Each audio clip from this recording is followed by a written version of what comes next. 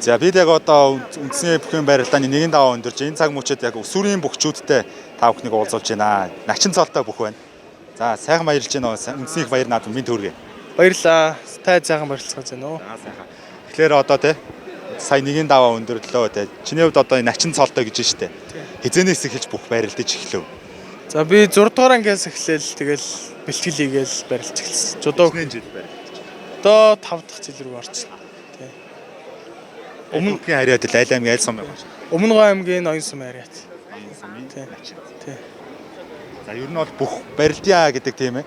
Санаа яг хэрхэн төрсөн, чамд яг ингээ үлгэрэлтэй багш нар те гэр бүлээс юу зөвлөдөг вэ? Манай өөрөө барилдаг. Аймгийн начин цэлтэй. Тэгээд аавыгаа хараад тэгэл барилдах сэтгэл төрсөн дөө. Тий. Яг ямар те сургуульд амжаанд явж байна. Одоо багш чинь ямар хүн байгаа вэ? Одоо аврах сургуульд.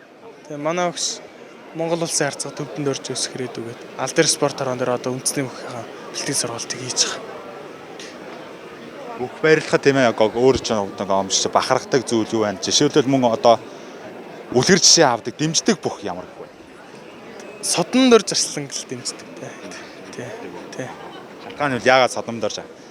Тэгээ нөө би яа тэгс ёс чудагтай тийм болохоор нь л тий.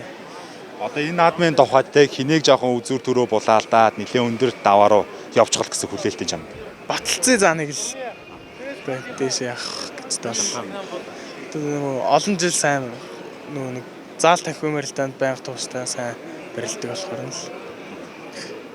Одоо ингэ сая нэгэн давааг харж байгаа те аль нутгийн ямар бүхчэд нэлээд өнгөтэй харагдаж байгаа шиг. Тэгэл бүх хөвчөд өнгөтэй байна дөө.